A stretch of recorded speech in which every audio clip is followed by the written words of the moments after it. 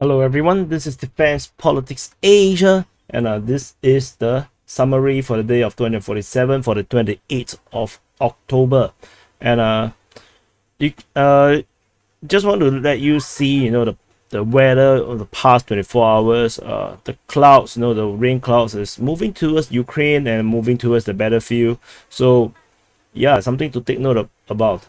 And why is this so? Because currently the Ukraine is going through the muddy period. It's called the Rasputita. Sorry, Rasputita. And the situation on the ground is very muddy. And just want to show you some footage of how bad this is. This is Ukrainian soldier.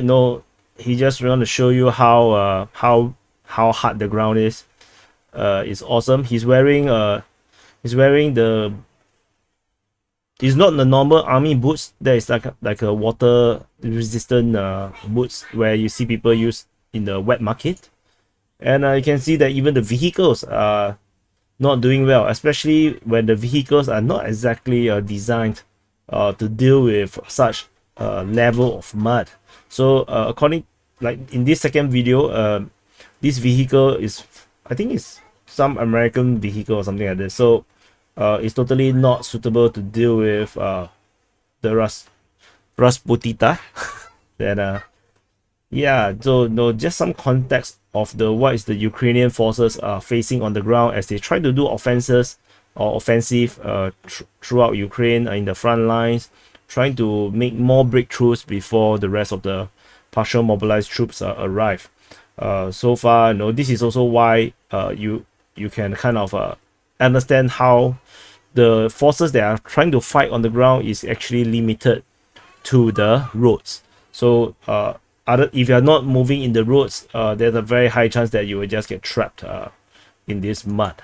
So let's start off with the mobilization situation in Russia. I did a quick update of this situation on this thing at the DPA War channel, and the link to this DPA War channel is in the description below. This is a separate channel from the main channel, the Defense Politics Asia channel. So you guys must subscribe over there. Please subscribe over there. And so just sum up, because I already covered this in the other video. Basically, there's currently 82,000 of the mobilized troops already in Russia, already in Ukraine, and there are still 218,000 troops that are still currently in the training center in Russia. So we are currently only looking at maybe just, how many percent is this? Not even 30%, maybe 25. I don't know how to count. Let me bring on. Can I bring on the calculator? Let me see. Calculator. Oops. Let me bring on the calculator. And where's my calculator? Okay. So 82 divided by 300. That's like, oh, okay, it's just over 25%. 27% of the troops are already in. So there's still 75% more of these Russian troops to be entering the battle zone. So still a lot to come. And yeah, so the other one is actually talking about the Russian forces is still continue to accept volunteers and people to sign up as professional soldiers. So these are on top of the mobilized troops.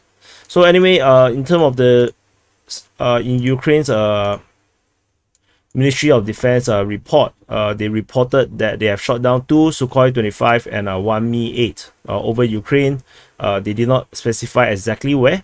So 2 more Sukhoi 25 ground support aircraft and 1 Mi-8 transport helicopters get shot down. And over at the southern front, in the Mykolaiv front, there's no updates to talk about. And over at the Kherson front, there is only one instance of fighting that's reported, is at Svatove. However, this is backdated on the 27th, where Military Chronicles actually got some information about the details of the fighting, which I don't really want to go through because it's not really important. basically they did not manage to get close to even the Russian lines. And moving to there is actually a Ukrainian Mi-8 that was shot down over Novaya. This is according to the Ministry of Defense of Russia. And interestingly, Deep State UA considered that the town of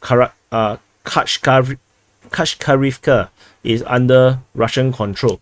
This comes after the Ukrainian Defense Ministry actually wrote this information about the village of Kashkarivka, where the Russian forces gave residents 2 days to evacuate from their homes, and this actually forced Deep State UA to actually update their maps to concede this location to be under Russian control. And however, on DPA's mapping, we have already updated and corrected that Kashkarivka, including Sablukivka, is actually under Russian control. We have already updated this months ago.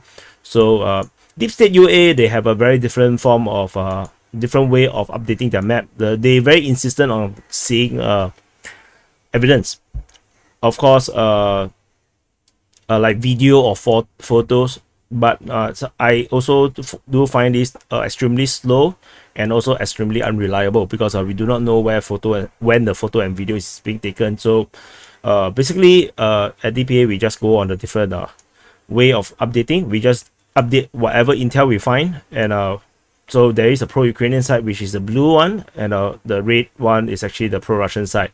And also, also according to whether the intel actually benefits the sides. So even if the intel come from the opposite side.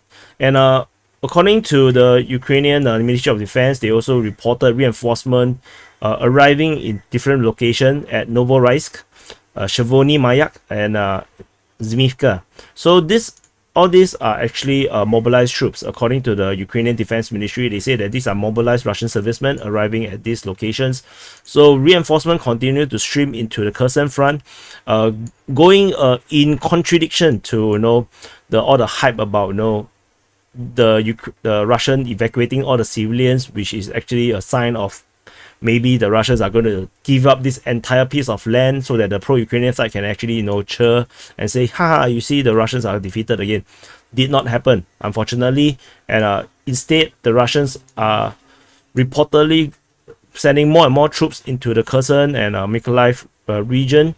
And then there are also some information that the Russian troops may be staying at the evacuated homes, so to accommodate the huge number of troops that will be streaming into this territory. And if that is true, then we might actually see a stupid number of troops in this area that they need to be staying in civilian houses. So we will see whether this is true. The Ukrainian Defense Ministry say that the Russian troops in these villages are actually changing into civilian clothes, and they make it sound like it's something wrong. For me, I just think that if you're not at the front, you don't really have to wear a uniform, because you can have your rest time before you go to the front. And so that's all for the Kherson front. Very quiet. Seems like everyone is out of steam. And moving on to the Zaporizhzhia line. At the Zaporizhzhia line, there is no updates regarding the first 3 points of the Zaporizhzhia line. Except that over at the very last point at Vremivka, there is fighting reported at Vremivka, according to the Ministry of Defense of Russia, where they say that the Ukrainians launched an attack against the Russian positions, probably on this hilly area at the top of this hill. So this is the hill, and there's also, I think, some hill around here. So the Russians are holding position on the hilltop area, and I think the Ukrainians launched an attack. Didn't seem to work out since the Russians actually reported about it. And moving on to the Donetsk Front. At the Donetsk Front, surprisingly quiet. There's no fighting reported at the usual places like Novomykhailivka or Marinka. And the only fighting reported is only within the Pisky region. According to the Ukrainian Defense Ministry, they reported that the Russians attacked at Vodiant, Nevelsky, as well as at Kayamka. So the fighting is primarily around the Adivka region and the Pisky region. So there's not much to talk about, which is kind of interesting because usually we have a lot more locations of fighting, but the Ukrainians only reported these 3 locations.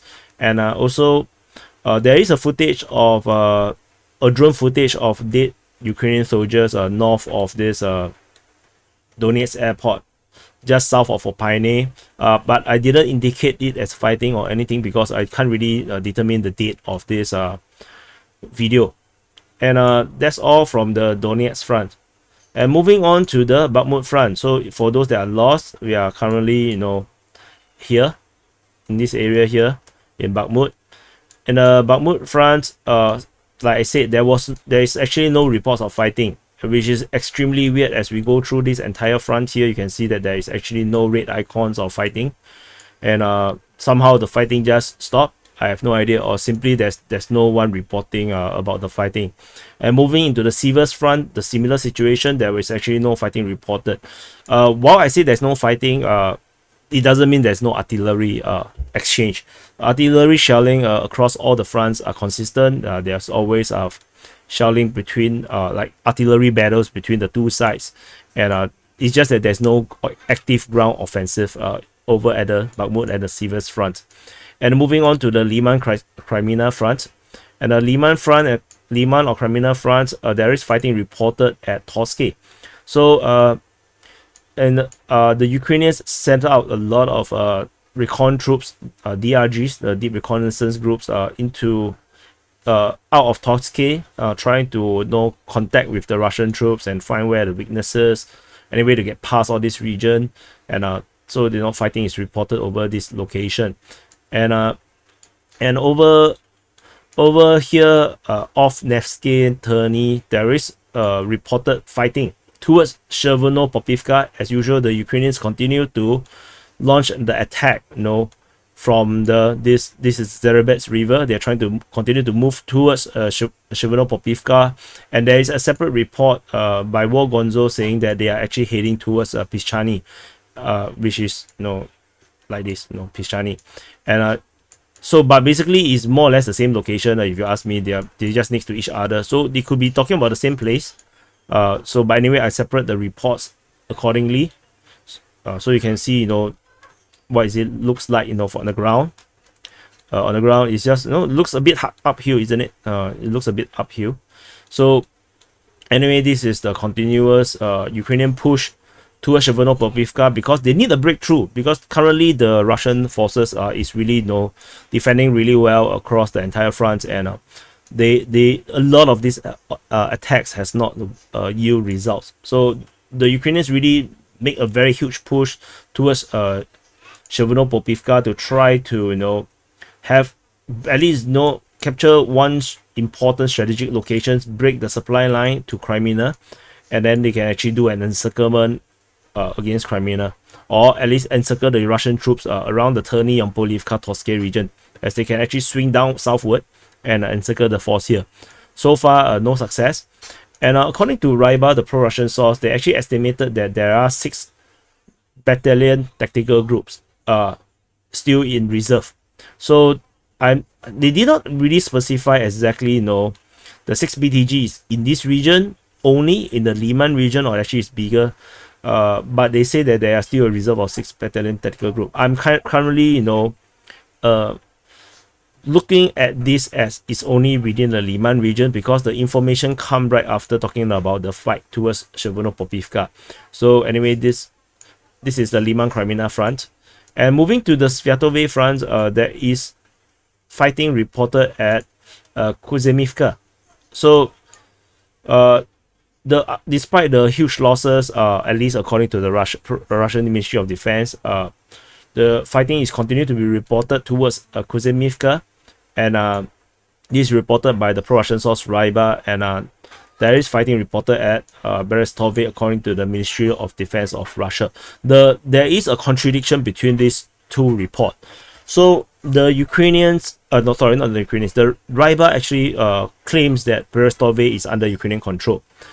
because if because they say that the Ukrainian forces actually withdraw from the area of Kuzemivka to Berestove, and from Berestove actually launched an offensive with the reinforced troops towards Kuzemivka. However, according to the Russians, the Russian Ministry of Defense, they actually say that they are actually defending against Ukrainian attack at the position of Berestove. As you can see, enemy reinforced battalion attacked the position of Russian troops towards Berestove. So this is a contradiction between Ryaba and the Ministry of Defense of Russia. So you can pick your own poison, see which one you prefer. Do you prefer Ukraine to have control over Berestove or not? To me, it is always weird that the Ukrainians are attacking Kuzemivka, and somehow the Russians are holding Berestove. Is always kind of weird to me, unless the attack coming from the south. So anyway, that's all from the Svatove front. And over at the Kupyansk region, there is actually no updates. No fighting is reported in this region around here. And that's all from for the summary in the day of 247th for the 28th of October. So as again, I want to remind you guys, please go and subscribe to the DPA War channel. Eventually, most of the war reporting, be it for Ukraine, Syria, or Myanmar, or any other battlefields that I want to cover, it will be reported there. The war reporting will be at the war channel, so that this main channel can actually cover other news. So we will still report news that are related to the war. For example, maybe new grants, new money given to Ukraine, or maybe some geopolitics and diplomacy between the countries relating to the war in Ukraine. Something like this, we will continue to do that in the main channel. But in terms of the war reporting, eventually the aim is actually to port all over to the war channel. So anyway, please press the like button and share this video to your friends and family or contacts that might be interested in the war reporting. And the views nowadays is a bit low. Maybe it's not a lot of is happening. No, I don't know. So maybe I haven't been doing a good job because I posted some other videos that cause the reach of the video to be lower, perhaps. So anyway, I'll see you soon, and I'll see you in the next update.